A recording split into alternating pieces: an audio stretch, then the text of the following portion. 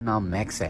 Max को Kyle handle करता है। काइल और मैक्स के बीच में बहुत अच्छी बॉन्डिंग है। ये दोनों एक दूसरे से बहुत प्यार करते हैं। मैक्स बहुत ही समझदार डॉग होता है। उसने कई मिशंस को अंजाम दिया है। इसमें उसने कई हथियारों को पकड़वाया है। लेकिन सबसे बड़ी प्रॉब्लम ये होती है कि यूएस की आर्मी जितने भी हथियारों को पकड़ती है उसकी कोई स्मगलिंग करता है और काइल को ये बात पता चल जाती है। वो समझ जाता है कि उसके साथ का सोल्जर जिसका नाम टाइलर है वो भी इसमें शामिल है। अगले दिन जब ये दोनों के दोनों अपने स्क्वाड के साथ बैटलफील्ड में जाते हैं तो काइल टाइलर से कहता है कि मुझे पता है कि हथियारों की स्मगलिंग करने में तुम्हारा भी हाथ है। टाइलर कहता है कि तुम्हें सिर्फ मिशन पर ध्यान देना चाहिए, हथियारों का क्या होता है इससे तुम्हारा कोई मतलब नहीं है।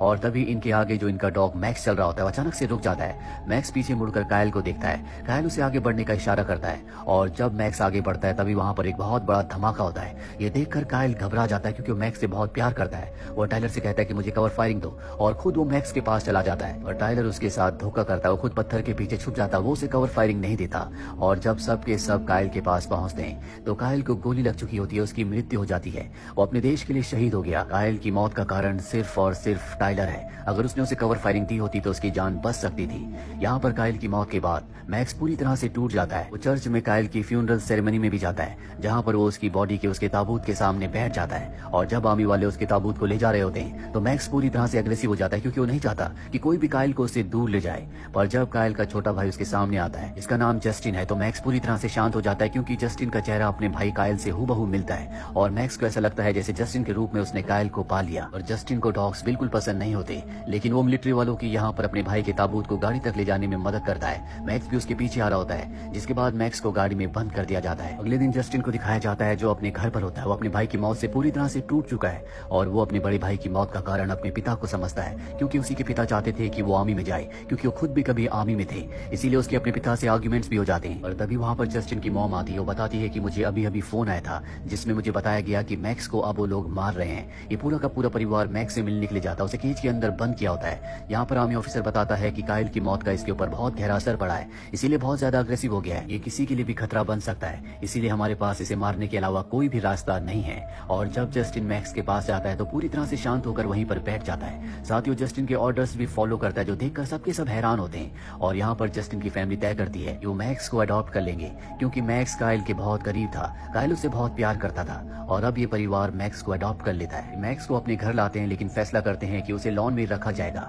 क्योंकि इन्हें अभी शक होता है कि वो किसी के ऊपर हमला कर सकता है। ये मैक्स को बाहर लॉन में गार्डन में बांध देते हैं और रात को जब सब सोने की तैयारी कर रहे होते हैं तो मैक्स जोर जोर से भौंकना शुरू कर देता है। दरअसल वो काइल को मिस कर रहा होता है। उसकी आवाज से सब परेशान होना शुरू हो जाते हैं। जस्टिन भी मैक्स की आवाज से सो नहीं पा रहा होता इसलिए वो नीचे मैक्स के पास आता है और जैसे वो मैक्स के पास आता है मैक्स पूरी तरह से शांत हो जाता है। पर जब जस्टिन वहां से जाने लगता है वो दोबारा भौंकना शुरू कर देता है। मजबूरी में जस्टिन को वहीं पर सोना पड़ता है। मैक्स भी शांत होकर वहीं पर बैठ जाता है। दरअसल मैक्स को हमेशा से जस्टिन के बड़े भाई काइल के साथ सोने की आदत थी इसीलिए मैक्स उसे मिस कर रहा था। अगली सुबह जस्टिन अपने बेस्ट फ्रेंड के पास जाता है। वहाँ पर उसकी कजन सिस्टर होती है जिसका नाम कार्मेन है। कार्मेन को डॉग से बहुत प्यार है। उसकी गर्दन पर डॉग के पॉ का एक टैटू भी होता है और उसे पता चलता है कि जस्टिन के घर में एक आर्मी डॉग है। वो जस्टिन से कहती है कि मैं तुम्हारे घर आकर तुम्हारे डॉग से मिलना चाहूंगी। मैं तुम्हें बता सकती हूँ कि किस तरह से डॉग्स को कंट्रोल किया जाता है। और कुछ ही देर बाद ये सब के सब मैक्स के पास पहुंच जाते हैं जहाँ पर कार्मेन जस्टिन को समझाती है कि डॉग्स को किस तरह से कंट्रोल किया जाता है। जिसके बाद जस्टिन उसे पूरी तरह से कंट्रोल कर लेता है। अब वो उसको जंजीर से भी आजाद कर देता है। ये देखकर जस्टिन की मॉम बहुत ज्यादा इंप्रेस हो जाती है और वो कार्मेन से कहती है कि तुमने बहुत अच्छा काम किया, क्यों ना आज रात को तुम हमारे साथ डिनर करो।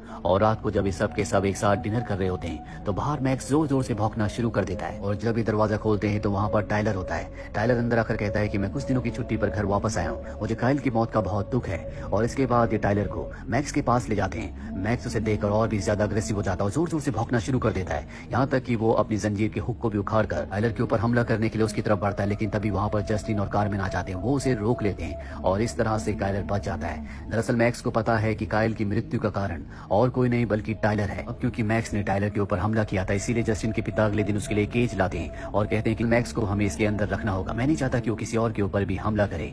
हालांकि जस्टिन ऐसा नहीं चाहता। वो भी समझता है कि उसके पिता जो भी कर रहे हैं वो पूरी तरह से ठीक है। वो नहीं चाहता कि मैक्स किसी के ऊपर फिर से हमला करे।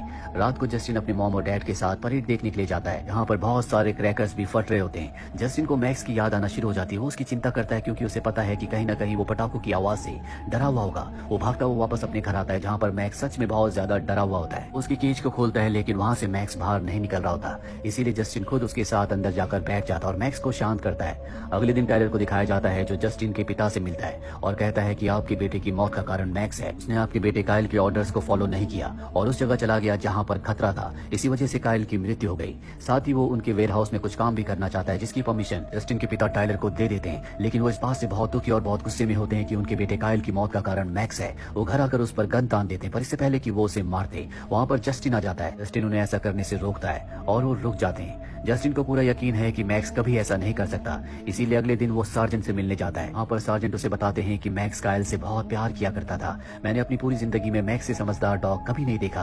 और जहाँ तक बात टाइलर की है, वो एक करप्ट इंसान है। उसने अपने देश के साथ आर्मी के साथ गद्दारी की है। वो घर छुट्टियों पर नहीं आया, बल्कि उसे आर्मी से निकाल दिया गया है। जस्टिन को सब कुछ समझ में आ जाता है कि मैक्स एक वफादार डॉग है और वो उसके भाई से बहुत प्यार किया करता था। और वो वहाँ पर अपने भाई की वो DVD भी देखता है जिसमें उसका भाई मैक्स को ट्रेनिंग दे रहा होता है। मैक्स के बीच में और उसके भाई के बीच में बहुत अच्छा बॉन्ड होता है। एक दिन जस्टिन साइकिलिंग ले जाता है, उसके साथ मैक्स भी होता है। और जब वो मैक्स को लेकर जंगल वाले एरिया में पहुंचता है तो वो देखता है कि वहाँ पर काइलर कुछ गैंगस्टर्स को हथियार बेच रहा है। ये दोनों के दोनों छुपकर सब देख रहे होते हैं। तभी गैंगस्टर्स के डॉग्स मैक्स को सेंस कर लेते हैं, इसीलिए वो इनका पीछा करना शुरू कर देते हैं। जस्टिन अपनी साइकिल वहीं पर छोड़कर भागना शुरू कर देता है, पर जल्दी वो डॉग्स इन तक पहुंच जाते हैं। इससे पहले कि वो डॉग्स जस्टिन को नुकसान पहुंचाते हैं, मैक्स उनके ऊपर हमला करके जस्टिन को बचा लेता है। ये दोनों के दोनों किसी तरह से सड़क पर आ जाते हैं और वहाँ से जस्टिन लिफ्ट लेकर अपने घर आ जाता है। घर आने के बाद वो देखता है कि टाइलर वहाँ पर पहले से बैठा हुआ, उसके साथ शेरिफ भी होता है। शेरिफ भी उसके साथ मिला हुआ है। टाइलर ने जो हथियार अफगानिस्तान से चुराए हैं अब वो यहाँ पर बेच रहा होता है। साथ ही वो मैक्स के ऊपर इल्जाम लगाता है कि उसने शेरिफ के हाथ में काट लिया, इसीलिए तुम्हें उसे डॉग शेल्टर भेजना होगा।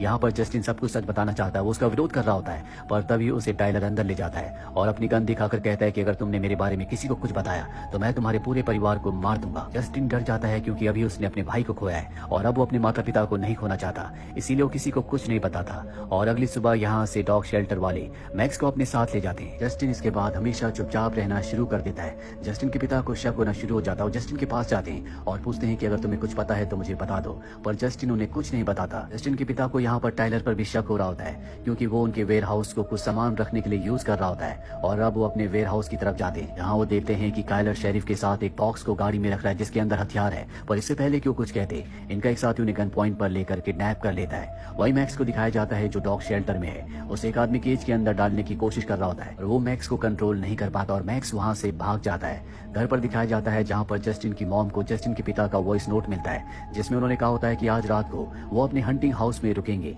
ये मैसेज पाने के बाद वो बहुत ज्यादा हैरान होती है क्योंकि इनके पास कोई भी हंटिंग हाउस नहीं होता। अभी यहाँ पर मैक्स भी पहुंच जाता है और मैक्स को देखकर जस्टिन बहुत खुश होता है। जस्टिन समझ जाता है कि टाइलर ने उसके पिता को किडनैप कर लिया है, इसीलिए वो अपनी बेस्ट फ्रेंड के पास और उसकी कजन कार्मेन के पास जाता है और ये तीनों के तीनों अब जस्टिन के पिता को ढूंढने के लिए निकल पड़ते हैं, जिसमें मैक्स इनकी मदद कर रहा होता है। पर पूरी रात ढूंढने के बाद भी इन्हें जस्टिन के पिता नहीं मिलते। अगली सुबह जब ये जंगल के बीचों बीच जाते हैं तो वहां से नीचे देख लेते हैं जहां पर टाइलर हथियारों की डील कर रहा होता है। गाड़ी में वहां पर जस्टिन के पिता भी होते हैं। कार्मेन यहाँ से साइकिल में पुलिस को बुलाने के लिए निकल पड़ती है, जबकि जस्टिन और उसका बेस्ट फ्रेंड यहीं पर रुककर टाइलर और उसके साथियों पर नजर रख रहे होते हैं। गैंगस्टर्स के पास जो डॉग्स होते हैं उन्हें एहसास हो जाता है कि आसपास कोई ना कोई है, इसीलिए वो इनकी तरफ बढ़ते हैं। पर एक बार फिर से मैक्स उन पर हमला करके उन्हें हरा देता है। टाइलर को पता है कि आसपास जस्टिन है, इसीलिए अपने साथी के साथ वो जस्टिन को मारने के लिए निकल पड़ता है। टाइलर के पिता जो गाड़ी में उनके सामने शेरिफ होता है, वो गाड़ी के दरवाजे पर किक करते हैं जिससे शेरिफ नीचे गिरकर बेहोश हो जाता है। वो उसकी गन ले लेते हैं और अब यहाँ पर जस्टिन और मैक्स भी आ जाते हैं। जस्टिन को देखकर उसके पिता बहुत ज्यादा खुश होते हैं और वो कहते हैं कि अब भी टाइलर हमारे पीछे है,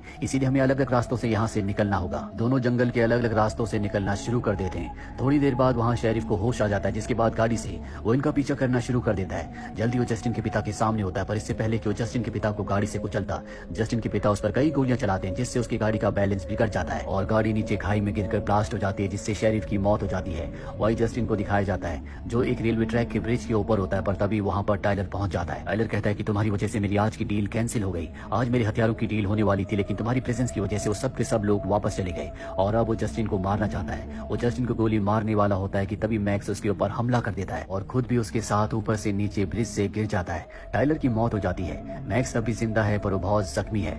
यहाँ पर अब पुलिस भी आ चुकी होती है जिन्हें कार्मेन लेकर आई है। पुलिस टाइलर के साथी को पकड़ लेती है। अगले दिन दिखाया जाता है कि मैक्स बुरी तरह से इंजर्ड है, पर जस्टिन की फैमिली उसकी शुक्रगुजार है क्योंकि उसी की वजह से जस्टिन की और जस्टिन के पिता की जिंदगी बच पाई है। अभी फैसला करते हैं कि मैक्स को अपने साथ अपने घर के अंदर ही रखेंगे। सबसे पहले जस्टिन मैक्स के साथ अपने भाई की ग्रेव पर जाता है और कहता है कि तुमने मुझे मेरी जिंदगी की सबसे बेहतरीन चीज दी है जो कि मैक्स है, और वो अपने भाई को सैल्यूट करता है। इसके बाद वो अपने बेस्ट फ्रेंड और कार्मेन के पास जाता है और कहता है कि आज रात को तुम हमारे घर पर डिनर पर आना। और इसी के साथ ये फिल्म, ये कहानी यहीं पर खत्म हो जाती है। उम्मीद करते हैं कि ये कहानी आपको पसंद आई।